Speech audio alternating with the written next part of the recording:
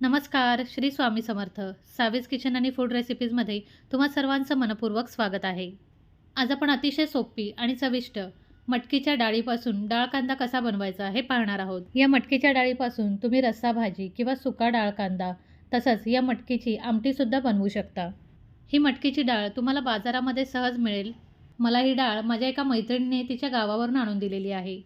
आज आपण या मटकीच्या डाळीपासून 4 ते 5 माणसांसाठी रस्सा भाजी बनवणार आहोत. ज्यासाठी मी 1 वाटी किंवा 100 ते 150 ग्रॅम डाळ स्वच्छ धुवून मग ती अर्धा ते 1 तासासाठी भिजायला ठेवणार आहे. डाळ भिजत असताना मी इथे भाजीची पूर्वतयारी करून घेतलेली आहे.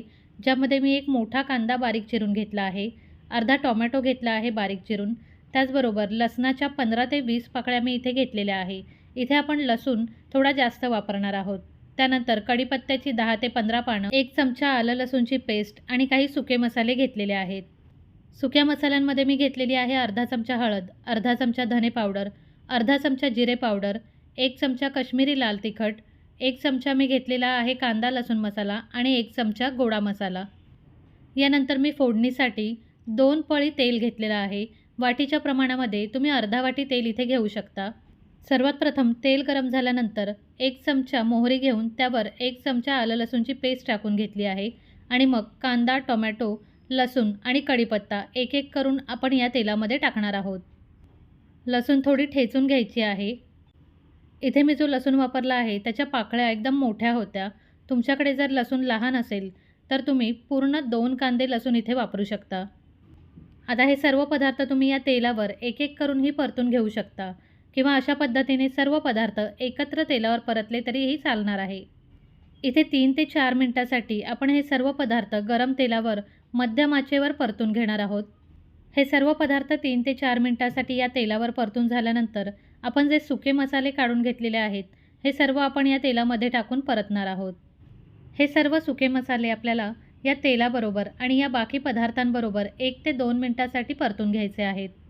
या सर्व मसाल्यांना अशा पद्धतीने बाजूने छान तेल सुटलं की मग आपण यामध्ये जी भिजवलेली डाळ आहे ती टाकणार आहोत. इथे ही डाळ भिजवल्यानंतर यामध्ये अर्धा वाटी एवढं पाणी राहिलेलं आहे. मी हे पाणी या डाळीबरोबरच यामध्ये टाकणार आहे आणि मग ही डाळसुद्धा बाकी पदार्थांबरोबर 4 ते 5 मिनिटासाठी मध्यम आचेवर चांगली परतून घेणार आहोत. कोणतेही कडधान्य किंवा डाळ भिजवल्यानंतर त्याला एक उग्रच वास येतो. तो जाईपर्यंत आपल्याला ही डाळ परतून घ्यायची आहे. यानंतर मी इथे 1 ते 1.5 ग्लास पाण्याचा वापर करणार आहे. 1 ते 1.5 ग्लास पाणी टाकल्यानंतर ही डाळ पुन्हा एकदा मिक्स करून यामध्ये आपण 1 चमचा किंवा चवीप्रमाणे मीठ टाकणार आहोत. मीठ टाकल्यानंतर या डाळीवर झाकण ठेवून 8 ते 10 मिनिटासाठी ही डाळ शिजवून घेणार आहे. डाळ शिजवत असताना आपल्याला गॅस जो आहे हा बारीक ठेवायचा आहे आणि ही डाळ अशा पद्धतीने मध्ये मध्ये हलवून घ्यायची आहे जेणेकरून ती खाली कढईला लागणार नाही. आता आपली इथे ही डाळ शिजून तयार झालेली आहे. या मटकीच्या डाळीचा डाळ कांदा तुम्हाला किती घट्ट किंवा किती पातळ हवा आहे यावर तुम्ही पाण्याचं प्रमाण ठरवू शकता.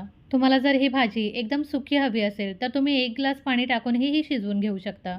आता आपला चविष्ट आणि झणझणीत असा मटकीच्या डाळीचा डाळ कांदा बनून तयार झालेला आहे, जो आपण अशा मस्त गरमागरम आणि मस्त फुललेल्या चपात्यांबरोबर सर्व करणार आहोत. हा मटकीच्या डाळीचा डाळ कांदा तुम्ही भाकरी किंवा भाताबरोबरही खाऊ शकता. हा मटकीच्या डाळीचा डाळ कांदा आपण हाताने फोडलेला कांदा, मिरच्या आणि चपाती किंवा भाकरीबरोबर छान एन्जॉय करायचा आहे. तुम्हाला ही सोपी, झणझणीत आणि चविष्ट रेसिपी कशी वाटली हे मला कमेंट करून नक्की कळवा. आणि तुम्हीसुद्धा तुमच्या घरामध्ये एकदा तरी या मटकीच्या डाळीचा डाळ कांदा अशा पद्धतीने नक्की बनवून बघा. अशाच सोप्या आणि छान रेसिपीज पाहण्यासाठी माझ्या चॅनलला लाईक, शेअर आणि सबस्क्राईब करा. आणि नवीन नवीन व्हिडिओच्या नोटिफिकेशनसाठी बेल आयकॉनला प्रेस करायला अजिबात विसरू नका. पुन्हा लवकरच भेटू एका नवीन रेसिपीबरोबर. धन्यवाद.